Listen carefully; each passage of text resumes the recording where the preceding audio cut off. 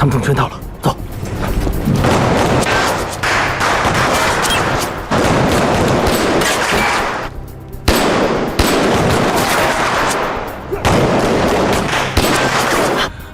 没事，咱们能中埋伏。于快车，我来掩护你，告诉刘元来，这是一个陷阱，要走一块走。于快车，不然我们一个也锁不了。没有别的路，只能从这冲出去。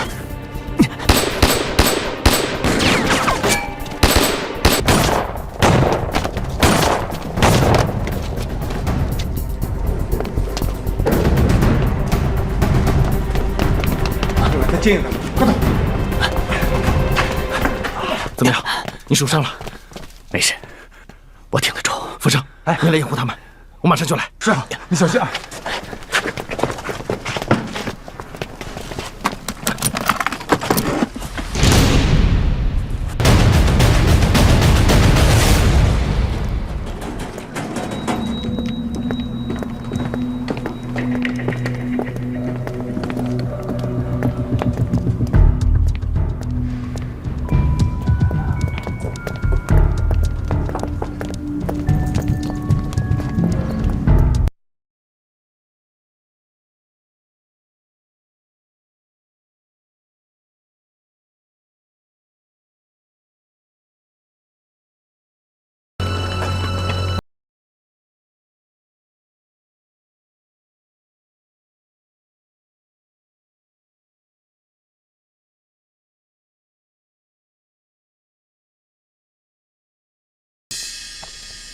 姚山虎，去别动！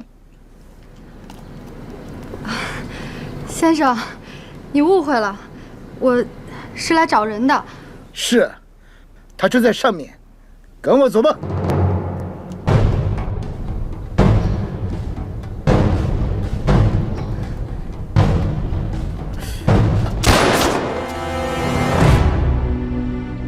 是小梅，快走！哎，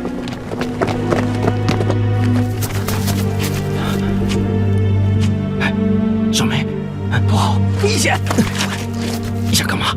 我不能看到小梅的尸体落在小鬼子手里。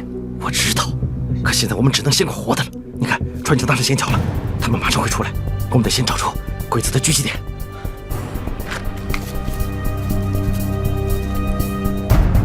哎，你看到了吗？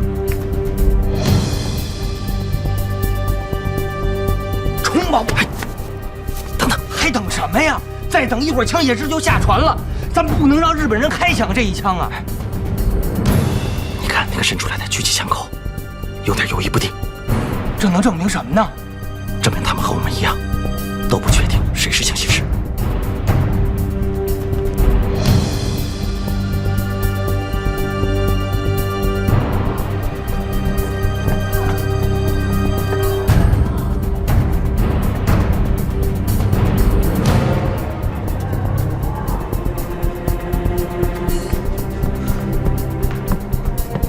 少佐，还没名字吗？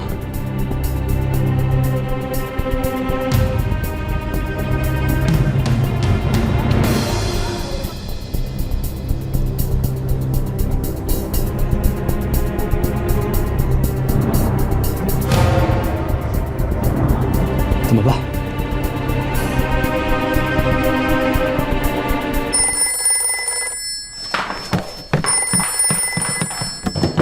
卡里瓦南多伊瓦斯卡，没有名字，狙杀计划取消。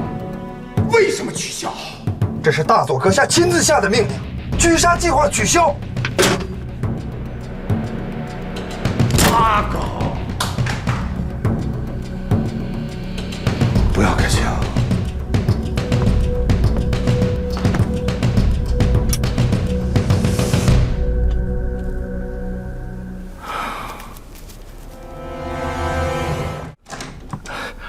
老赵，四海怎么样了？医生已经来了，正在里面做手术。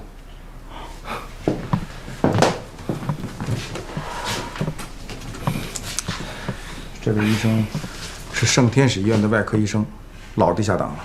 这次如果不是李四海受伤，我是不会请他来的。快，小短面，快点。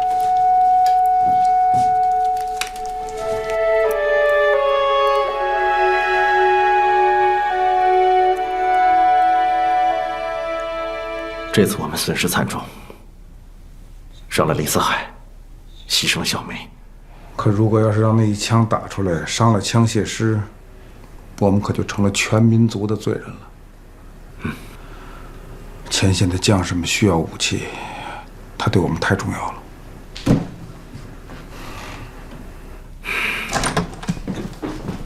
哎，大宝，你们那边怎么样？说，都不说。我们眼见着那个3个学生啊下了悬桥啊，书我也准备好了，照你说的拿着高高的，只要对上眼神儿，哎，把3个学生一抢，我们就可以直接进入人群，那小鬼子就再也找不着了。谁知道这时候这法国巡捕房插着一杠子，哎，到那儿去说了几句话就把人给抓走了。就是这崔振峰他当回事儿，当时要按我说的啊，直接拔出枪来就抢人，完了这才好，连枪击师是谁我都不知道。你啥？你说啥呀？听你的，哼，听你的损失就更大。在枪械师身份没有确定之前，你抢谁啊？3个都抢回来，这巡捕和鬼子能让你这么轻松的抢着吗？混乱的时候，鬼子趁机把那3个学生都杀了，家伙给你，你怎么办？如果真的这样，我们还能把枪械师送回根据地吗？本来我们计划得很好，从码头下了船，直接进入租界，这样可以利用租界做掩护。可租界的巡捕直接抓人，这实在是没有料到。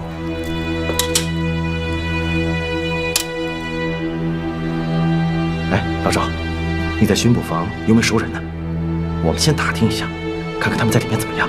好，我想办法。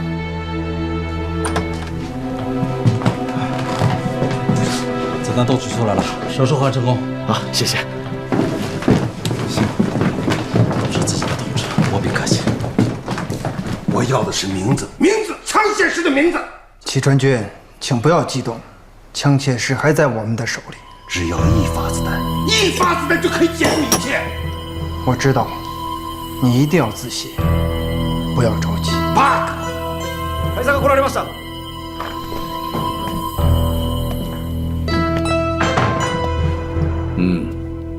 坐。大佐阁下，我不明白，为什么要停止这次行动？德国的情报机关无法确定枪械师的名字。昨天，德国党卫军突袭了柏林工业大学，但是他们没能找到海森伯格教授。这怎么可能？就这么发生了。坐。纳粹情报人员在教授的宿舍里找到了一顶帽子、一件长衫、一本羊皮卷的摩西五经，还有一张订票单。大佐阁下，找到这些东西能说明什么？这些都是犹太人做礼拜用的，也就是说，这个海森伯格教授是犹太人，而这张飞往里斯本的订票单说明他已经安全地逃走了。我们想从海森伯格那里得到答案的希望也已经破灭。田中大佐，难道就没有其他线索了吗？这个海森伯格教授不但口风紧，还是个老滑头，对他3个博士生都是分开授课，从来不当面点评。除了枪械师本人，剩下的2个学生根本没听说过这个称呼。大佐阁下，那我们怎么办？我已向租界当局施压，把3个留学生全部扣押在巡捕房。吉川君，你马上到法租界巡捕房，你的任务就是从这3个人当中找出谁是枪械师。田中大佐，明白。我已经打听过了，人确实是关在巡捕房的牢房里。日本的特务机关长田中要求巡捕房抓人的，这巡捕房不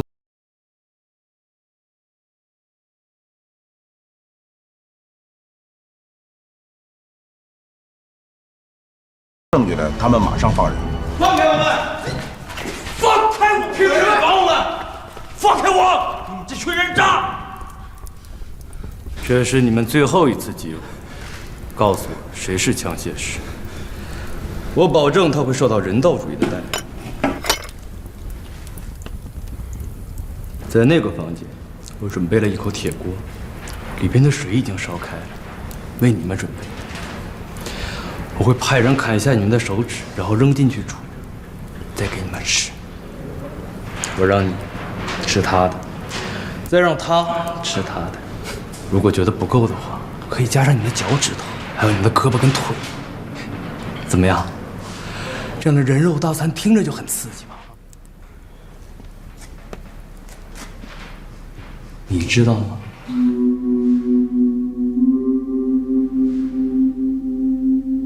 我知道，我知道你是个变态。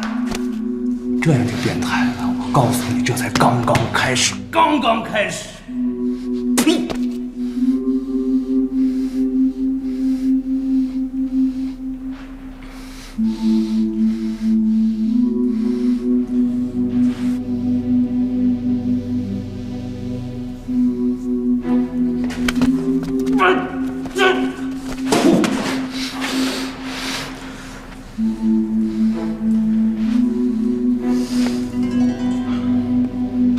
那你知道？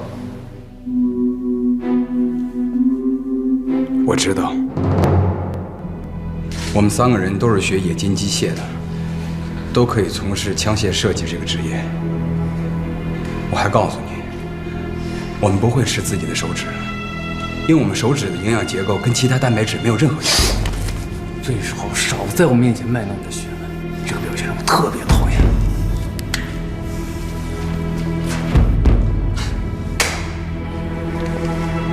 好了，现在我只能把这个立功的机会让给你。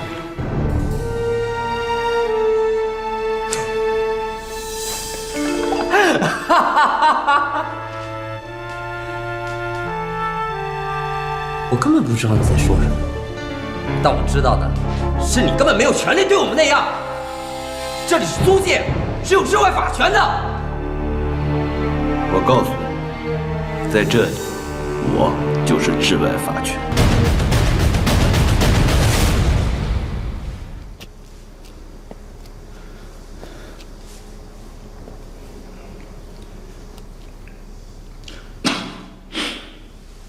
有人吗？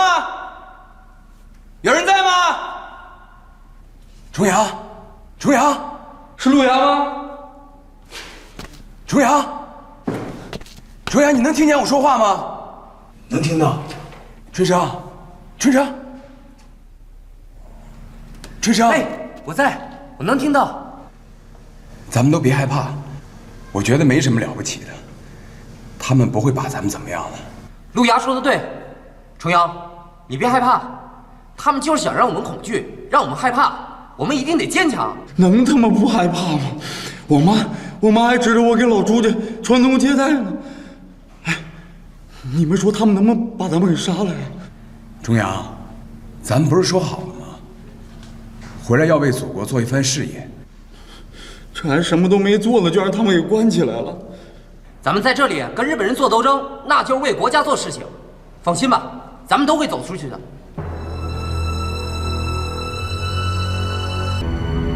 我觉得日本人这段时间一定会用尽一切手段，找出谁是枪械师。早听我的就好了，当时在码头上就应该动手抢人，现在叫什么呀？现在是叫机不可失，时不再来。二哥，你说那话都合不上操。我们如果强行营救枪械师，能不能救出来先不说，关键是这么一整，彻底把咱们自己身份暴露了，那都等于跟咱明刀明枪了。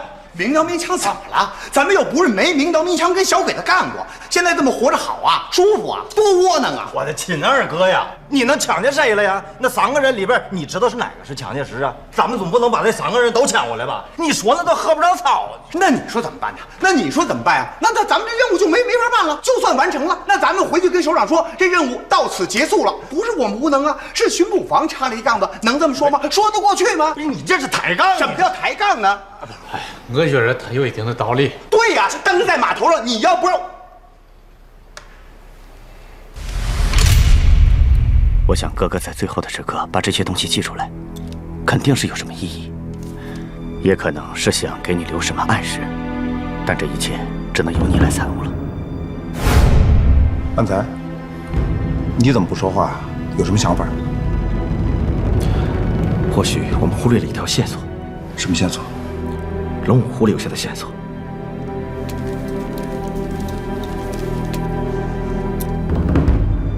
我想去一趟悦来旅店。李四海已经去过了，这个不是房间的钥匙。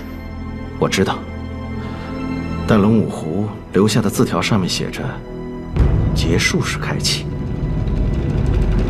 我觉得现在就是揭开谜题的时刻了。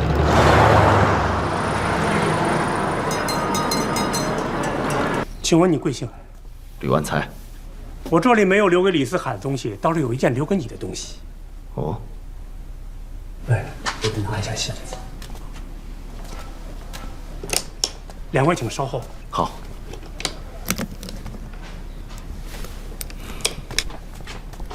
那麻烦你了。好，好，走好。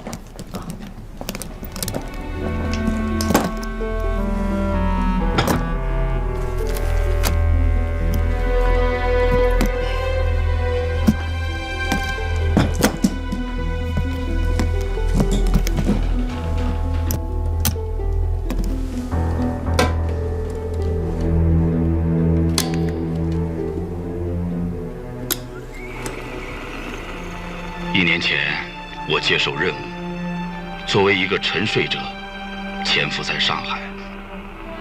几个星期前，我被唤醒。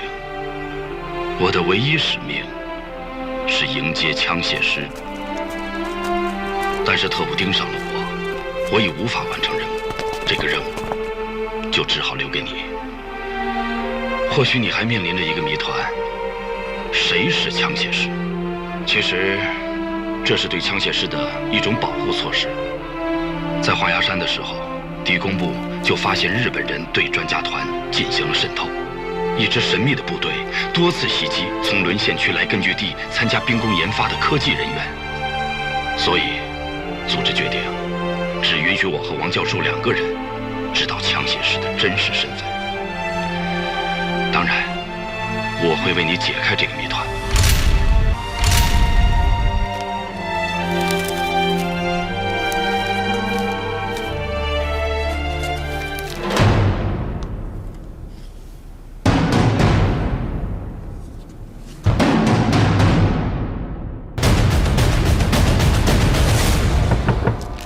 请进。处长，处长，出事了！那个叫刘春生的犯人生病昏倒了。什么病？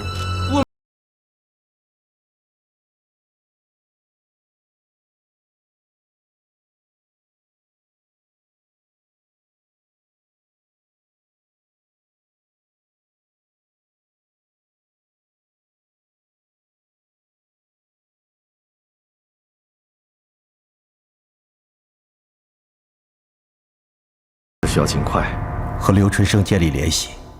我们现在需要一位同志，假扮成护士，配合吴医生进入租界。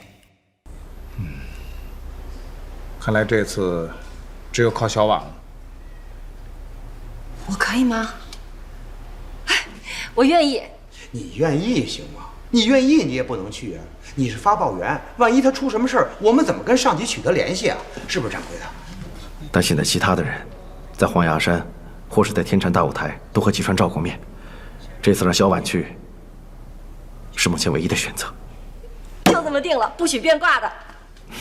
我不会变卦，但是你要听吴医生的安排，他怎么说你就怎么做，不许有一点改变。好，一定服从命令。还有，你要想办法，让我们和里面的人建立联系，还要想办法把里面的信息带出来。是，保证完成任务。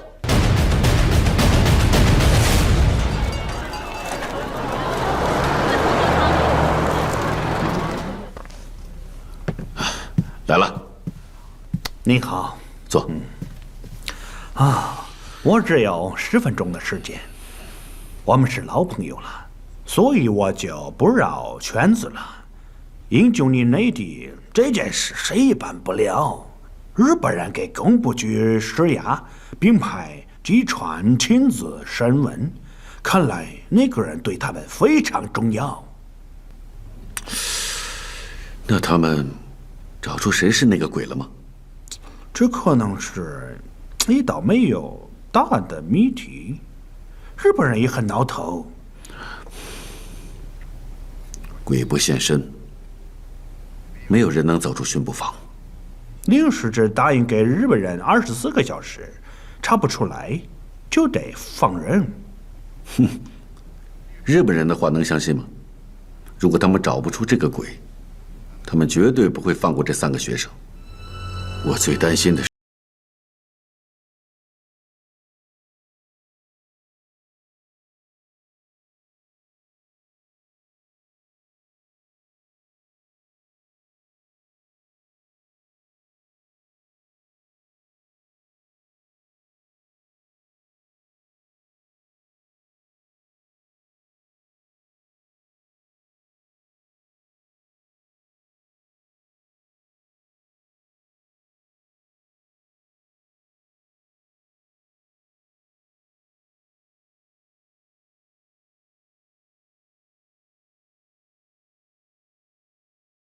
没有矛盾。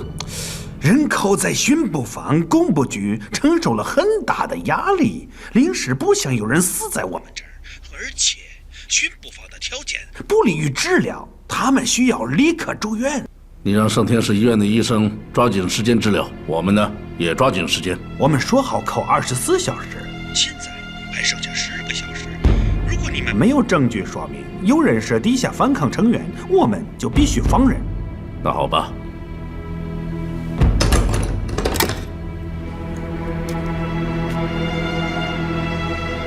如果我们仍无法确认谁是枪械师，我们只好按照工部局的要求，明天中午把人放了。田中大佐，请慢。我手里的一样东西，兴许能帮我们判断出谁是枪械师。这是什么东西？这是上次在赤虎行动中，小野君从王运凯教授抢到的演算纸。王运凯教授死活不松手，这说明他非常重要。这上头的血是这个王运凯的吗？我虽然看不懂这上边复杂的算式，但是我发现，在一些关键的数据点上给出的不是数字，而是一道算式题。这是什么意思？我想教授是想看看自己的学生对数字还是否保持着敏锐。那按你的意思呢？既然枪械师是教授眼中的不世之才，那答对这道题的只能是枪械师。这的确是个好办法。可是又有谁能给我们这道算式题的正确答案呢？不好意思，田中大佐，给出这道题正确答案的只有您的女儿纯子小姐。纯子？为了抓到枪械师，来到上海之后，我提前做了功课。昨天我去了枪械师的母校圣约翰大学。校长先生，在您的记忆里，他们3个中谁的数学最好呢？我这儿有一道数学题，他们3个谁能答上呢？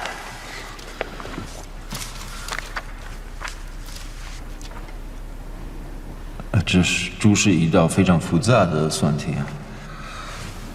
数学最好的还应该是我们日本学生纯子，是我们大日本帝国的纯子小姐。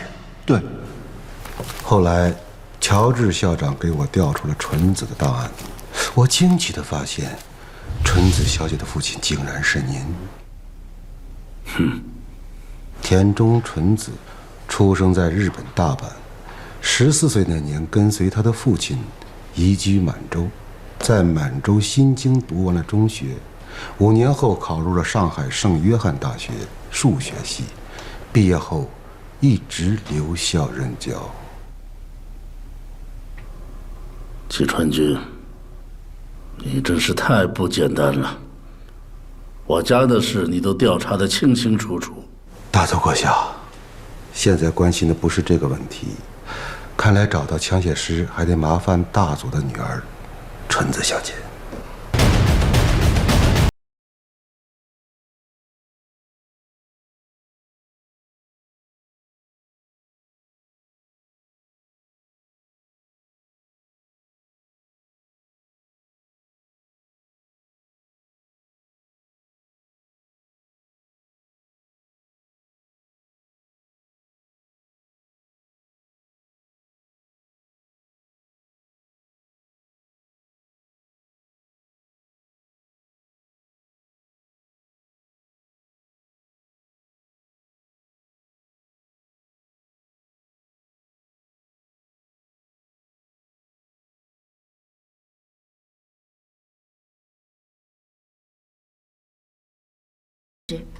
我们是一届的同学，但是我确实不知道谁是那个不识奇才。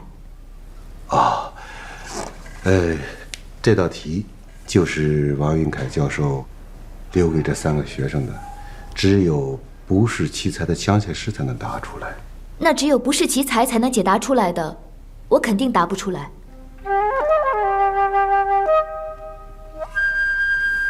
春子小姐，你误会了，所谓的不识奇才，只是那个德国的犹太佬胡言乱语。我们知道，真正的不识奇才应该是你，因为你在圣约翰大学连续4年获得了数学竞赛的第1名，是这样吧？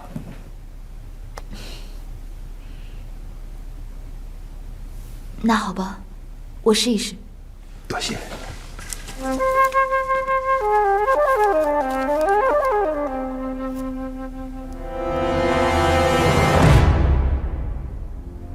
什么？让他们答题？你开什么玩笑？法务处长先生，你在给我开玩笑吧？你只给了我24小时，假如你时间给我长一点的话，我也不会来打扰你。你让他们答什么题？答什么题你不用管，我们一定通过这个方法抓到枪械师，到时候你我都可以交差。他们只是嫌疑犯，我不允许你折腾他们。法务处长先生，我们找的人就在他们中间，抓到他是我们的中心目的，你自己应该非常清楚，不要因为这件事情让我们日本的军队包围了租界。这个事情要闹到领事馆那儿，你也不愿意看到吧？好吧，你真是个混蛋，但别搞得太过分了。你很聪明。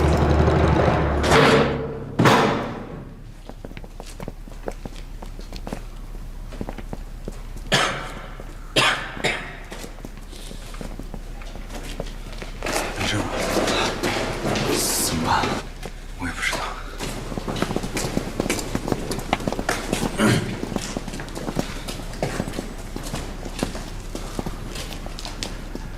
不好意思，由于受共党安插在你们中间轨的牵连，你们受委屈了。不过这个问题马上就可以解决了，我们已经找到了解决的办法。解答题，那个共党的鬼是答不出来的。我们一旦抓到了枪械师，立刻把他押送宪兵队，你们都可以自由了。吉川先生，我想您是在开玩笑吧？我们每一个可都是在柏林大学能够查到学籍的。你说的没错，假如你们3位都能答正确，你们可以自由啊。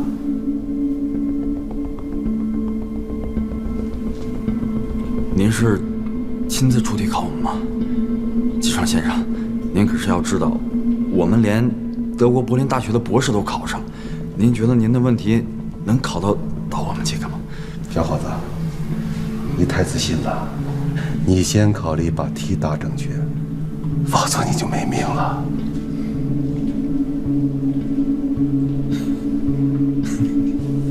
你笑什么？你们说我们这里有鬼，我告诉你，真没有。但是咱们面前吧，好像站了挺多鬼子。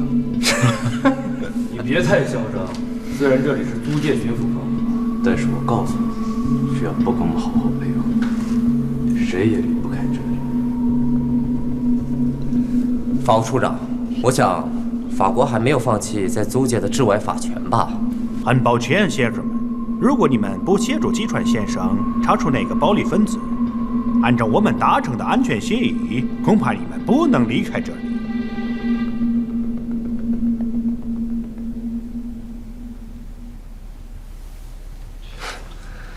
也许我们还会喜欢待在这里，啊？小伙子，刚才都听到了吧？你可以不考虑你自己，但是你得考虑你的家人。谁让他们出来的？他们还在发烧，需要卧床休息。护士小姐，你来的正好，你可以给他们治疗，我们办案两不耽误。来吧，考试。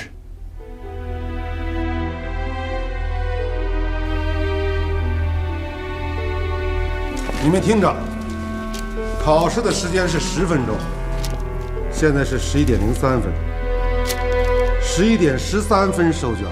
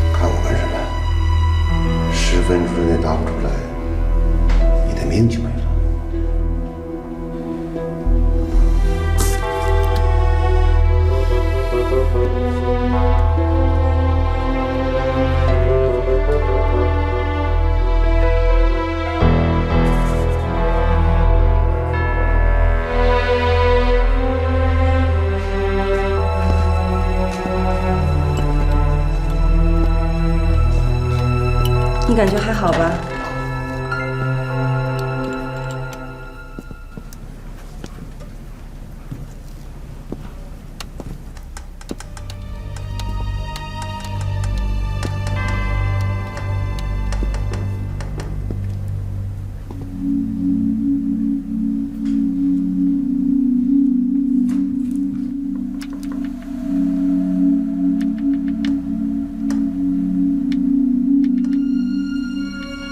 下去。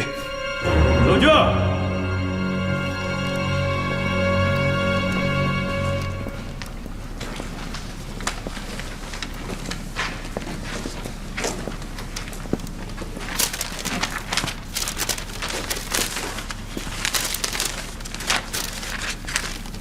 诸位辛苦了，明天答复你们。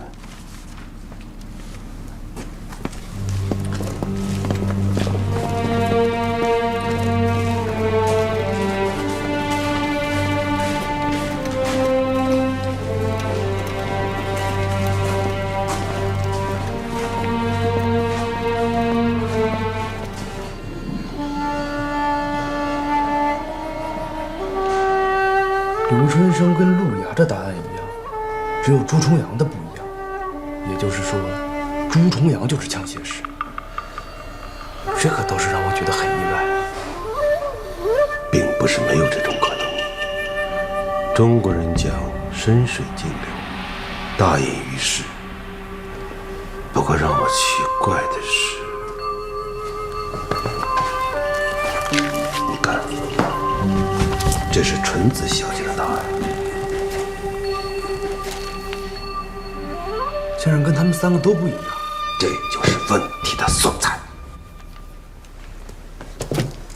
难道是我们的情报错了？枪械师不在他们三个中间？不可能，种种情报表明，枪械师就在他们三个中间。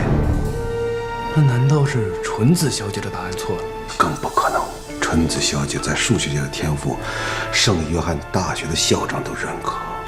那就只能说，是有人故意误导我。不是误导，是有人想把我们领进迷宫。少佐，就用您的智慧带我们走出迷宫吧。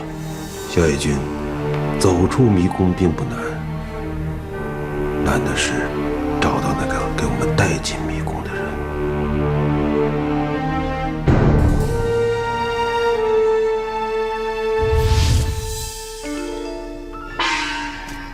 拜见帅哥，小心火车。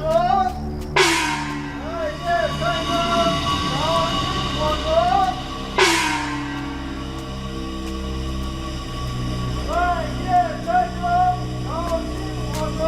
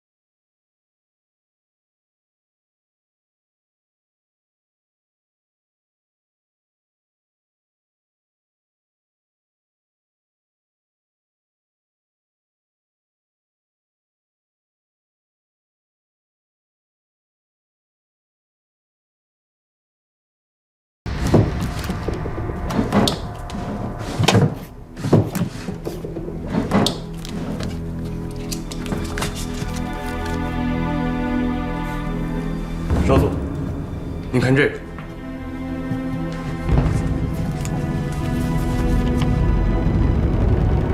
哟西，太珍贵了，一张照片儿，瓦努斯，有了他枪械社能逃得掉吗？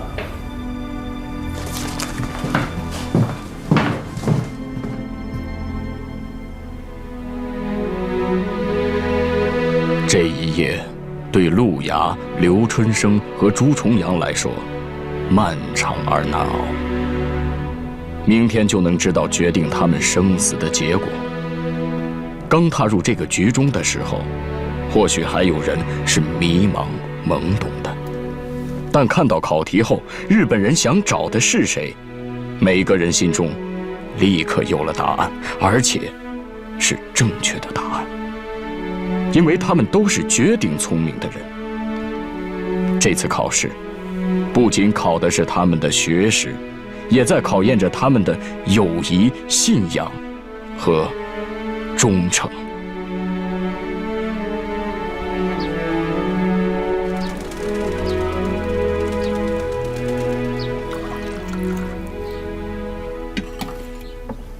不行啊，不能这么等了。这都几点了？咱们得想办法呀，想办法把人给救出来呀！现在里面是什么情况我们都不知道，怎么救人呢？那你说怎么办呀？咱们就这么等着，都等了一夜了，这成什么了？这不成傻老婆等野汉子了吗？呀，二哥你不要躁，这都着急着了。不过话又说回来，你说万一这个枪械师有什么危险，这责任谁能担得起啊？我告诉你们，现在吉川肯定有所准备。如果我们贸然行动，不但救不了枪械师，还会把上海组织和我们都给暴露的。那好，就按你说的，咱们不贸然行动，有办法吗？想出一个更好的办法来。你要想不出更好的办法，那只能按我那办法走啊！咱们直接闯进巡捕房抢人，把这枪械师给抢出来。你把嘴给我闭上，咱们等小婉回来再说。回来了。回来了，来坐。小婉，你那边情况怎么样？我见到那个人了，可是没办法，小鬼子看得太严了，不仅不让病人去医院，还把我和吴医生扣起来了，直到今天天快亮才放我们出来。那个人现在怎么样？没暴露身份吧？听说鬼子审了半天，也没查出谁是枪械师。后来呀，有一个叫吉川的哨所去了，一进去就让他们3个人答题。鬼子的理论就是说，共产党的鬼一定安插在回国的留学生当中，如果谁答不出题，谁就是枪械师。嘿，别说啊，这吉川这小鬼子还真有点脑子。那么答题之后有什么结果？我看没什么结果。那个吉川看了看答案，什么也没说，走。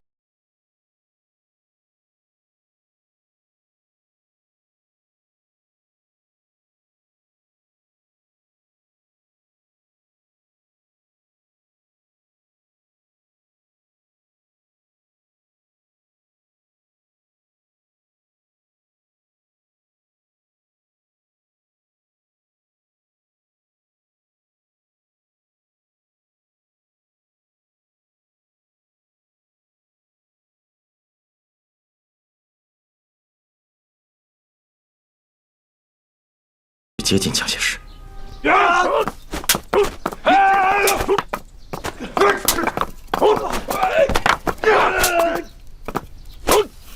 再来！金川君，你也起这么早？不来得早的话，怎么能欣赏到大佐的剑术？也就是随便玩玩。你要感兴趣的话，等那天咱们也切磋切磋。吉川不懂剑术，不是班门弄斧吗？说笑吧，啊！昨天晚上有收获吗？大佐，我正要向你汇报，通过昨天晚上的测试，人员已经确定。那我就恭喜了。人是谁？最后是谁，还要进一步确定。可是租界方面要求中午12点之前放人，这样的话，恐怕你时间不多了。大佐请放心，我保证12点之前放人，到时候还会给您一个惊喜。好吧，那我就等着这个惊喜。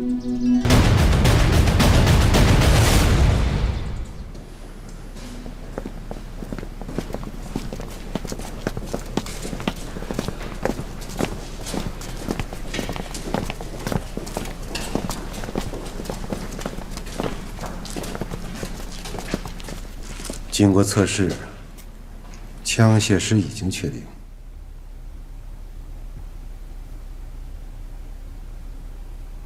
是朱重阳。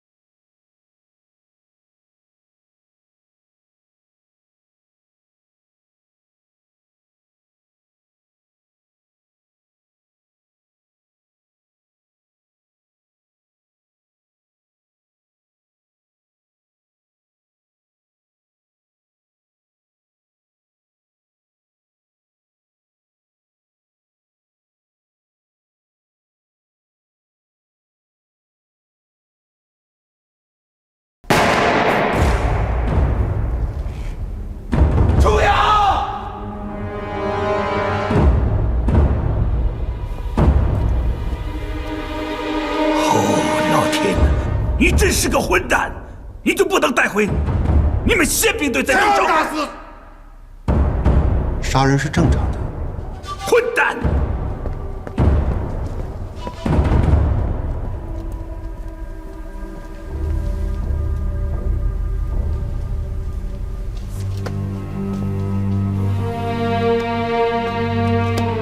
你们两个自由了。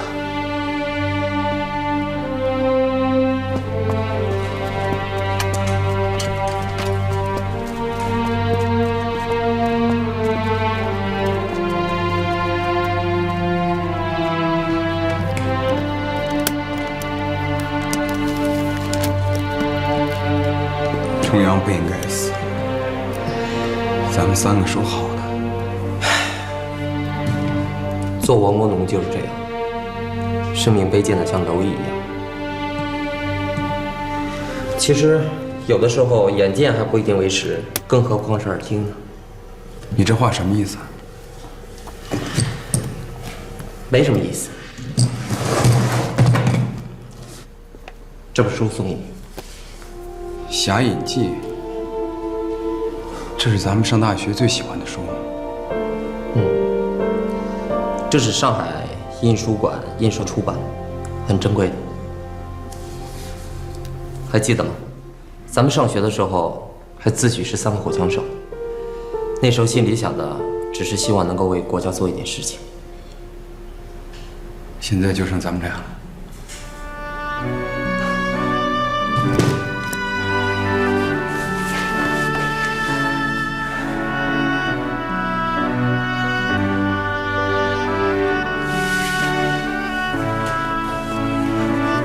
别伤心，战争是没有道理可讲的，我们随时都有可能牺牲。但是你一定要记得，我们的使命。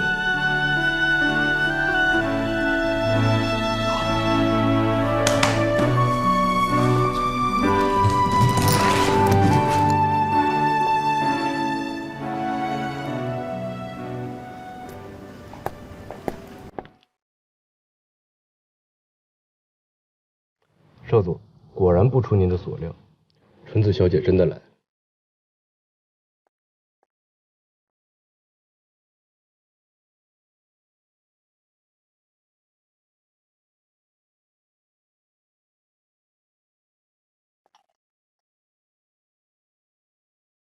里边怎么说的呀？还不出来呀？天你可真沉得住气，你干嘛呢？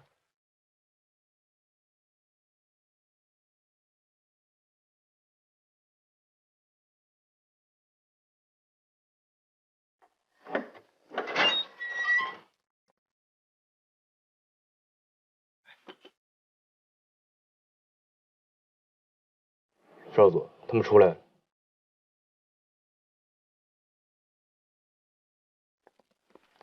出来了。陈子，你怎么来了？今天上午我去了巡捕房，他们说中午12点前就可以放人，我当然要来接你们了。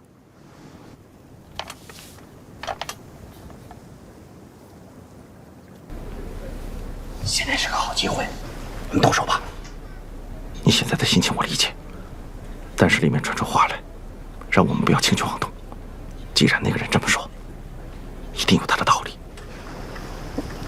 我怕过一会儿小鬼子又变什么花样了。那也要等，现在动手，我们要吃亏的。不是你怎么老说吃亏啊？我们来这干什么的？只要我们把枪械师救出来，这买卖就值。我现在从东面插过去，你带着剩下的人，在我虎兰之中，把大宝，2个人，哪个是枪械师？我哪知道啊？那你救谁呀？2头救啊！你傻不傻？你看看这里面埋伏的日本特务有多少人，巡捕房的警察有多少人，像你这样做，一个都救不了。听我的，任重，我有更好的机会。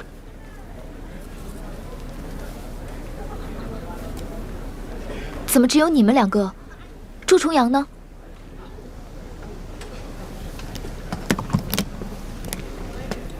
怎么了？告诉我，他到底出了什么事了？他死了。天哪，怎么会这样？昨天有一个叫吉川的日本人要逼我们大体，他说答不出来的就是共党要犯枪械师，我们3个就给出了答案。今天上午他说重阳就是那个枪械师，就把他拉出去枪毙了。这是什么道理？对那些日本宪兵有什么道理好讲？大难同生的人本能的反应，见到亲人是拥抱和倾诉。小野君，你说他们2个，谁先会给纯子拥抱？我只知道他们都是大学同学，但是纯子小姐跟谁更好一些，我还真是不知道。很好判断，看他们谁先向纯子迈出第一步。第一步。我们走吧。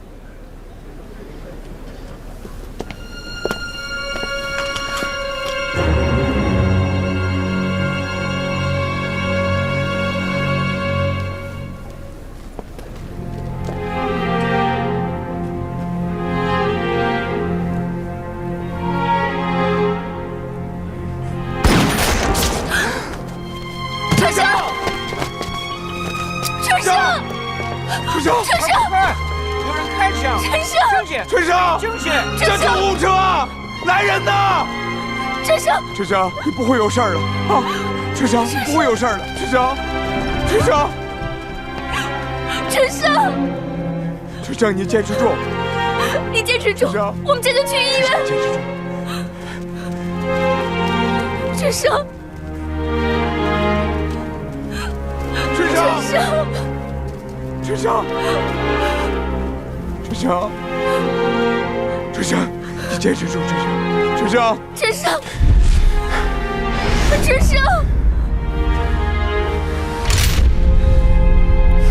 王八蛋！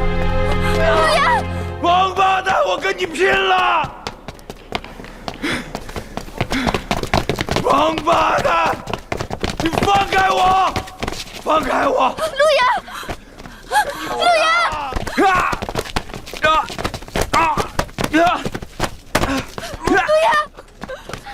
陆岩，你快回来！春生他快不行了，他有话要跟你说，你快回来！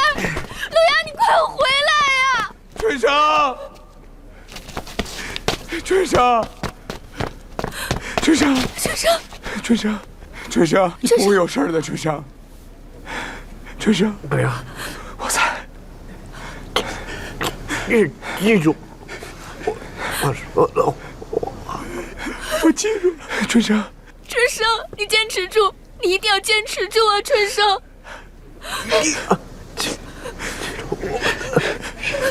命，记住，春生，春生，讲了，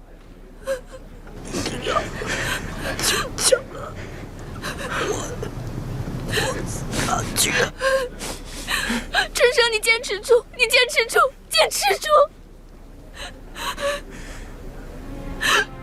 春生，春生，春生。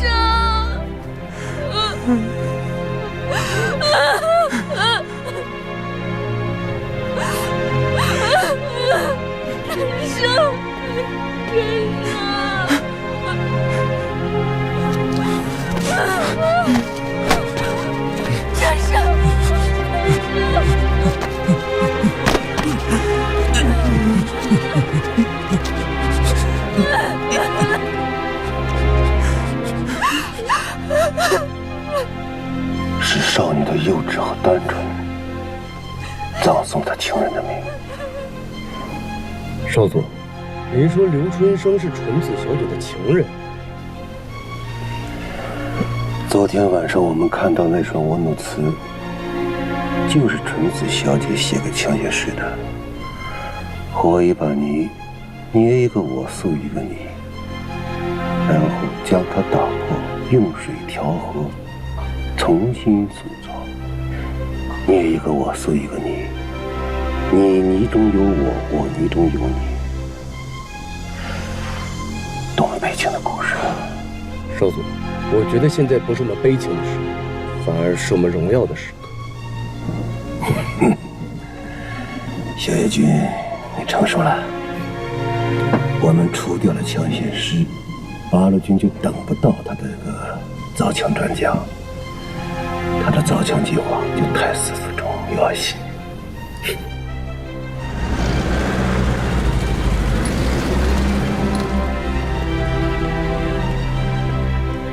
少佐，田中大佐来，我们要不要过去？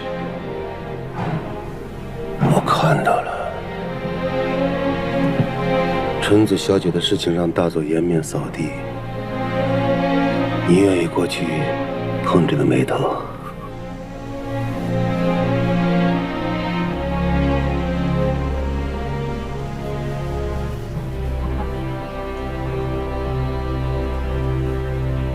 这个吉川，他当面撕我的脸。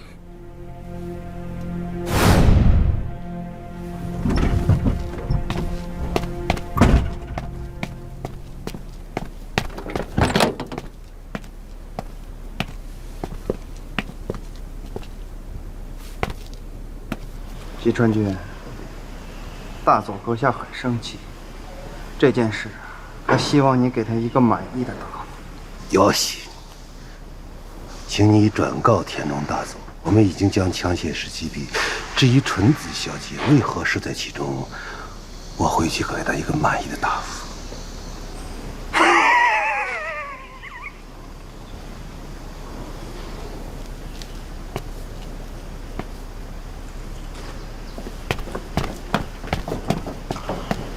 少佐，我们现在回不回特务机关？不，直接去东郊机场，那儿有架飞机等着我。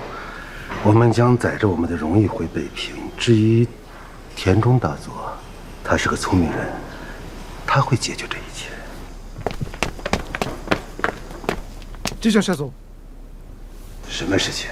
这是上海信宇航大学学长给你的一封信。有喜。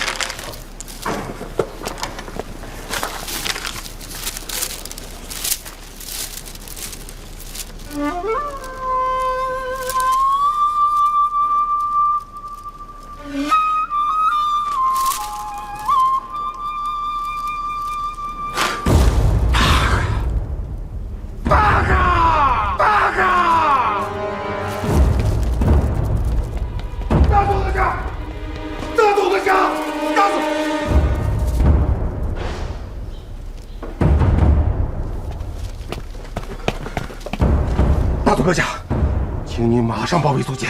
你慌里慌张的，又出什么事了？我们杀错了人，陆衙才是枪械师。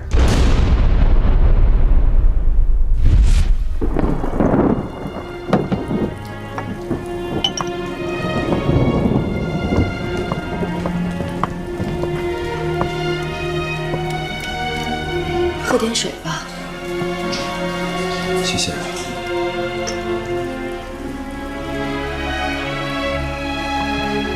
谁让他们出来的？他们还在发烧，需要卧床休息。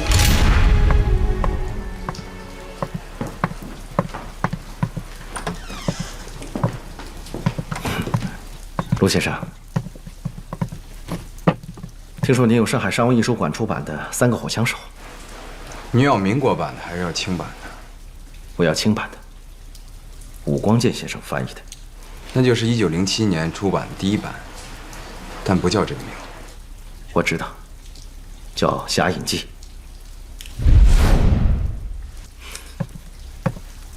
你好，枪械师先生，欢迎你的到来。我叫李万才。你好，吕同志。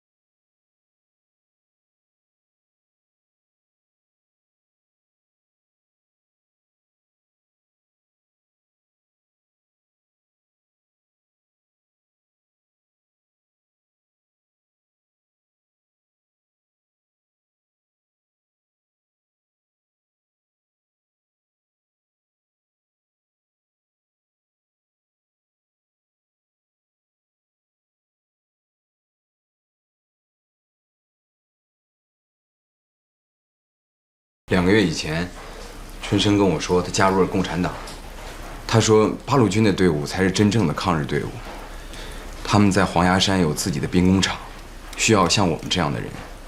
但当时我还是希望自己能先完成学业，直到春生拿来了王教授的信，我才下定决心提前结束学业，跟他们一起回国。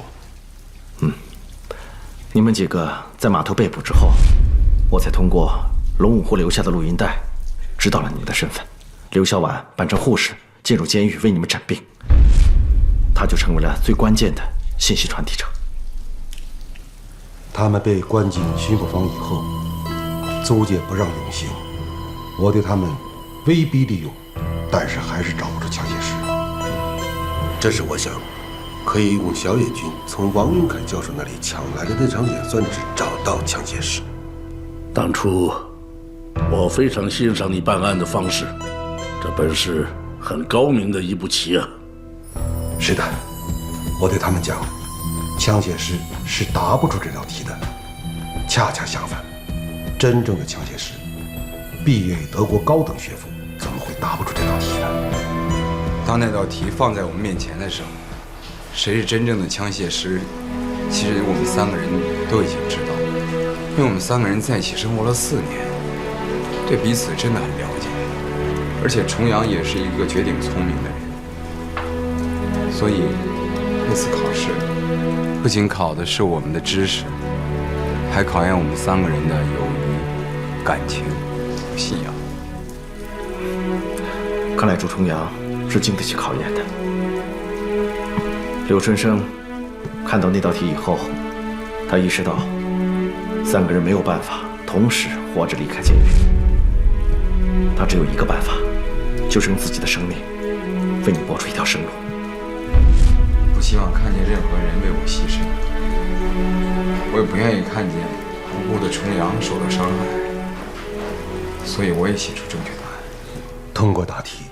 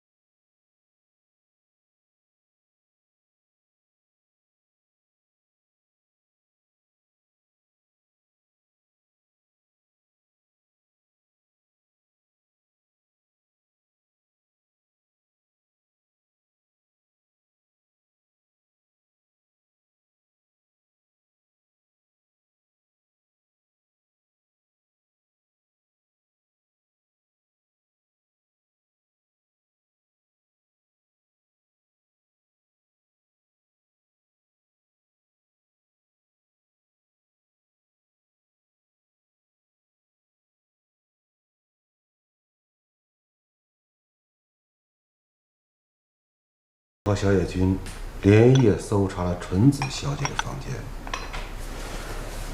找到了一张照片和一个笔记本。纯子小姐站在中间，一左一右是陆阳和刘春生，刘春生的边上是朱重阳。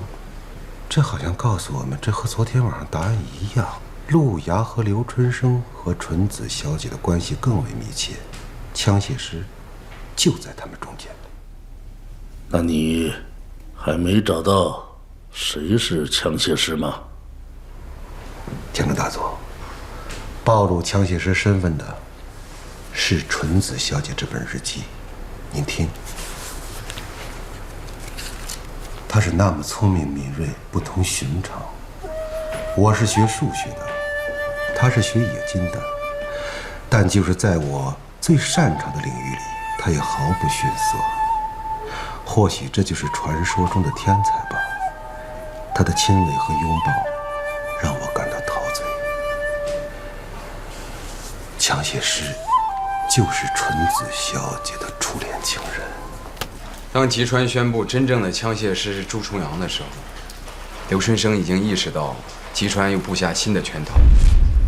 我们两个人在巡捕房的门口见到了纯子，我和刘春生已经有了预感，吉川是想用纯子来识别真假枪械师。现在想想，春生在巡捕房跟我说的那番话，已经算是最后的诀别了。春生他抱住了纯子，把生的希望留给了我。当刘春生倒下的时候，我以为已经枪杀了枪械师，但是让我没有想到的是，有人为了帮助别人，竟能牺牲自己的性命。那后来，你又是怎么发现刘春生不是枪械师的？天中大佐，在巡捕房门口，圣约翰大学校长送来一封信。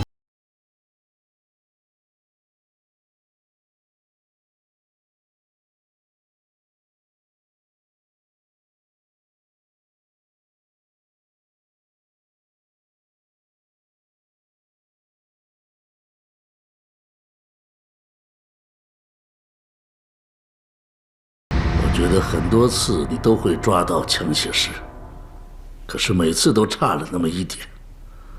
为什么只差这一点呢？就是你自己太过自信，你自认为自己太聪明，可是你愚蠢至极。来人！大佐阁下，有何吩咐？把他俩枪给我下了！天龙大佐，你什么意思？你们错杀了刘春生，吓傻了朱重阳，又放走了真正的枪械师，这事儿你们一定要给上峰一个交代。所以你们俩一定要有一个人负责任，才能平息事态。要负责的应该是大佐你。纯子小姐出卖了帝国。你说什么？你有什么证据？他给我们的数学大题就是错的。你胡说！要想证明的话，那只能把早稻田大学伊藤教授请来，看看他和纯子小姐答案是不是一致的。你混蛋！错的，这不可能，这不可能。即便是答错了题，也是他的学业生疏，可他绝不会有意犯错的。天中大佐，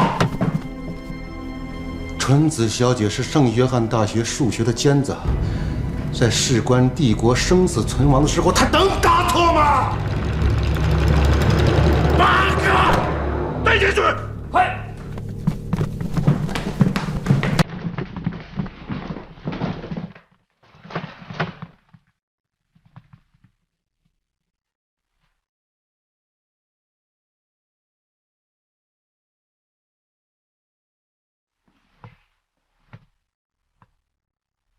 大佐阁下，去，把纯子带到这儿。大佐阁下。去。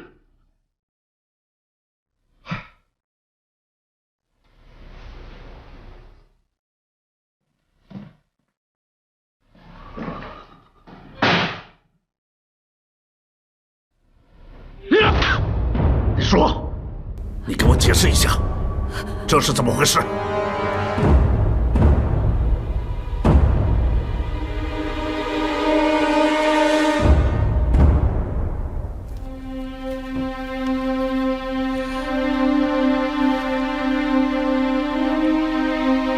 这有什么好解释的？你告诉我，你和那个路亚到底是什么关系？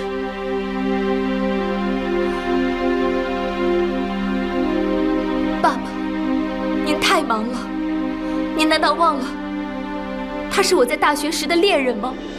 不是跟你说过，不准和这个支那人来往吗？你把我的话置若罔闻。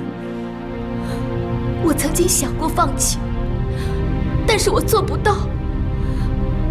爸爸，我和路亚深爱着彼此，你不能干涉我们。混蛋！你居然做出这样愚蠢的事！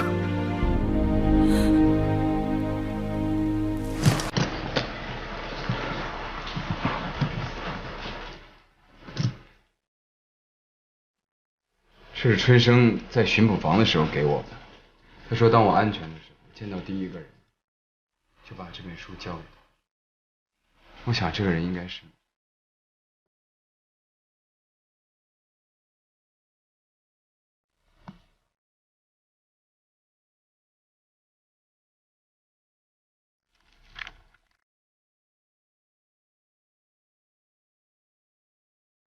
摩斯密码。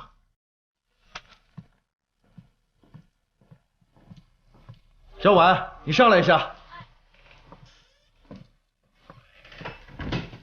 摩斯密码，你是这方面的专家，你看看刘春生留了什么给我们。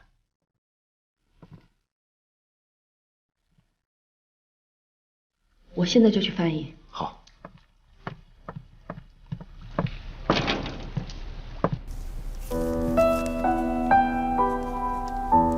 这是刘春生留下的最后告白。路亚，你是我们3个人中最优秀的。我希望我的牺牲能够让你顺利进入太行山根据地，你的才华能够为抗日队伍的军工事业开辟出一片新天地。我跟你说过，共产党八路军是真正抗日的队伍，他们是这个民族的脊梁，你只有融入到这个队伍中，才能够实现我们的愿望，像3个火枪手一样报效祖国。不要为我的牺牲悲伤，枪械师只是一个代号，日本人想知道他到底是谁，其实是谁并不重要。枪械师真正代表的是千千万万同胞拯救我们国家、我们民族的一种信念和信仰。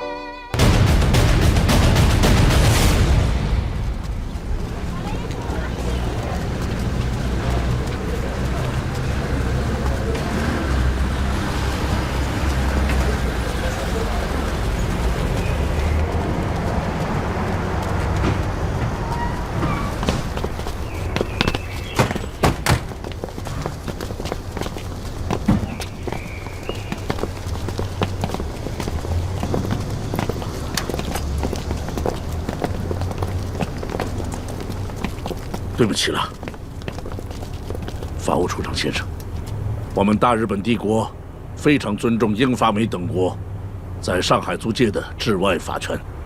小野在租界开枪杀人，破坏了帝国与贵国的关系，这种行为我们绝不姑息。我们现在就把他交给工部局巡捕房去处理。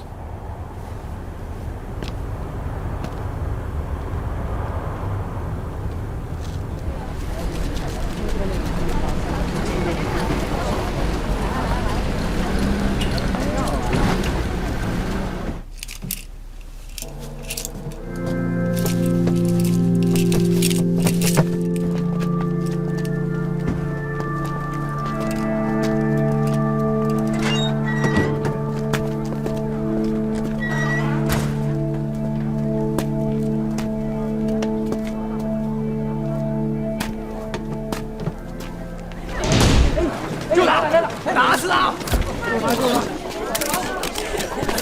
打死他！打死他！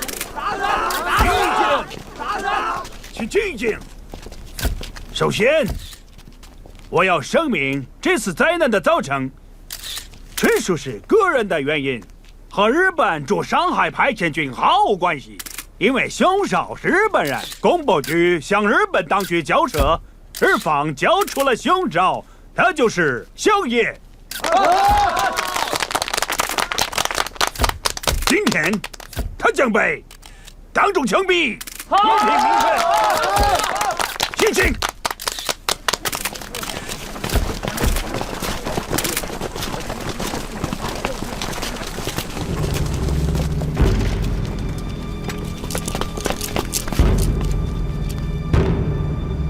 准备，开枪！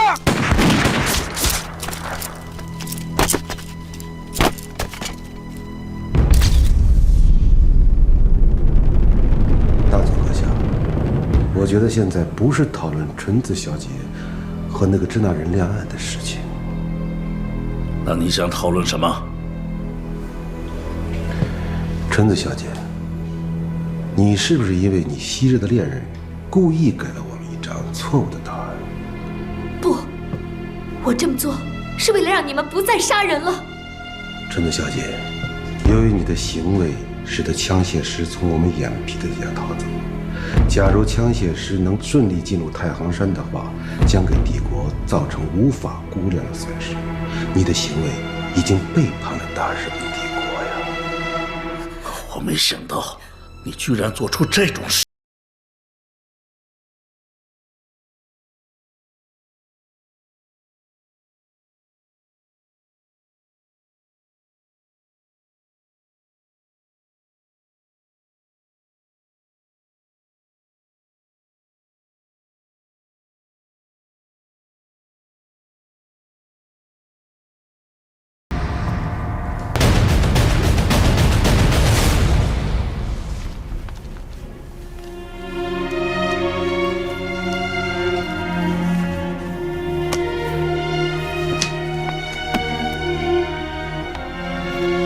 春生，我就要走了，我要继续你还没有完成的事业，我将以此纪念你。虽然我不能参加你的葬礼，但我永远不会忘记你这个朋友和你为我付出的一切。以前我从没有想过自己的一生有何价值，要如何度过。你的死突然提醒了我。生命原来是这么的脆弱，死亡和我们如此的接近。我要好好的想想，什么是生命中最重要的，我要如何度过这一生。我还要想，我要成为什么样的人。